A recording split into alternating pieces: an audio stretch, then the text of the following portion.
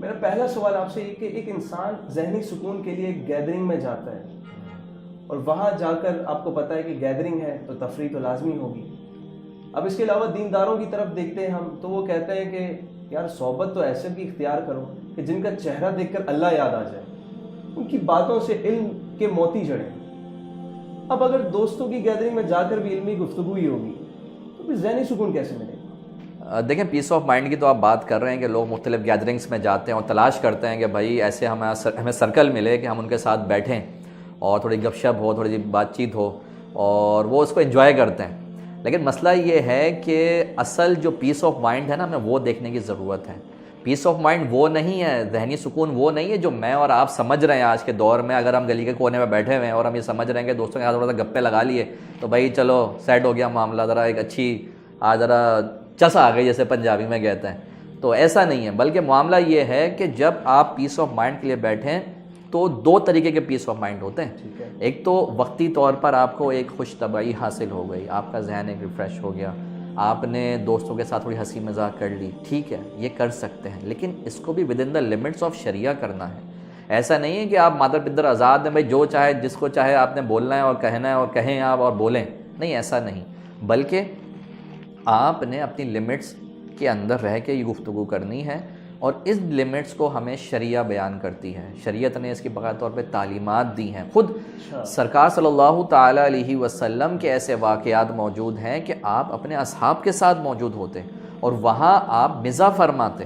حتیٰ کہ ایک روایت میں آیا کہ ایک صحابی رسول بارگاہ رسالت میں حاضر ہوتے ہیں اور عرض کرتے ہیں, یا رسول اللہ صلی اللہ علیہ وسلم میں چاہتا ہوں مجھے ایک اونٹ مل جائے. تو حضور جان عالم علیہ السلام نے اپنے دیگر اصحاب کو یہ فرمایا کہ اسے اونٹنی کا ایک بچہ دے دو. اچھا, وہ تھوڑا سا پریشان ہوئے, کیا ہو گیا, مطلب میں اونٹنی کا بچہ لینے تھوڑی آیا ہوں, اس پہ سوار تھوڑی میں ہو سکوں گا. کہا نہیں, لیکن بہرحال دل میں بات تو آئی. تو عرض گزار ہوئے, یا رسول اللہ صلی اللہ علیہ وسلم یہ تو اونٹنی کا بچہ ہے, مجھے تو اونٹ چاہیے.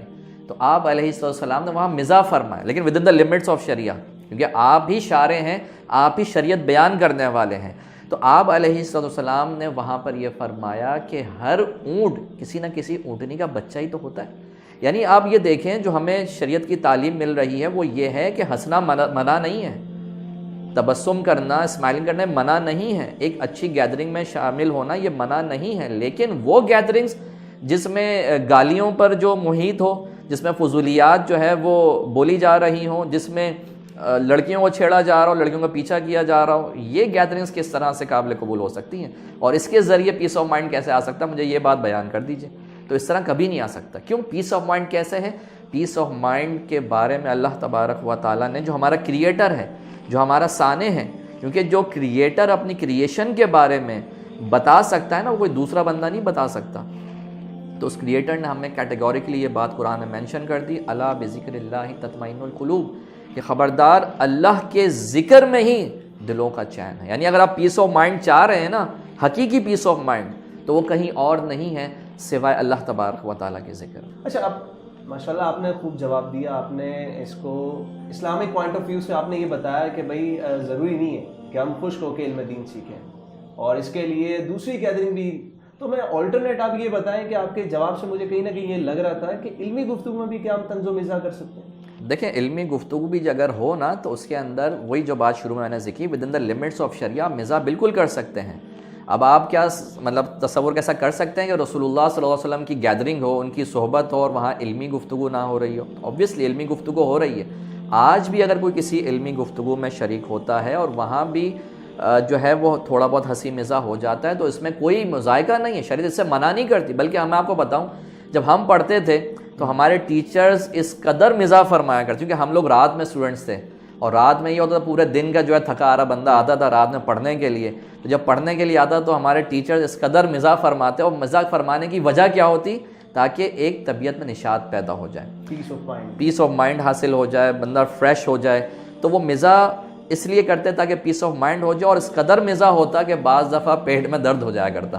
تو اس قدر معاملہ ہوا. تو یہ ایسا نہیں ہرگز کہ علمی مجلس میں آپ بیٹھ گئے تو بھائی بالکل بدھ بن گیا, بیٹھ گیا سکوت, بھائی کوئی آپ نے ذرا کوئی جملہ کہا تو بھائی گرفت ہو جائے گی اور وہ آپ کے اوپر چڑھ دوڑے گا سامنے والا. تو ایسا نہیں ہے, صحیح. تو آپ علمی مجلس میں بیٹھیں, اور جو آپ کے معلم ہیں, جو آپ کے ٹیچر ہیں, اگر وہ کوئی بات بیان کر رہے ہیں, یا کوئی دوست ہے اور اچھا دیندار دوست ہے وہ بھی اگر آپ کے ساتھ کمپنی آپ کو دیتا ہے تو اگر وہ آپ کے ساتھ تھوڑا ہنسی مذاق کر لیتا ہے تو دیر از نو ہارم ان اٹ.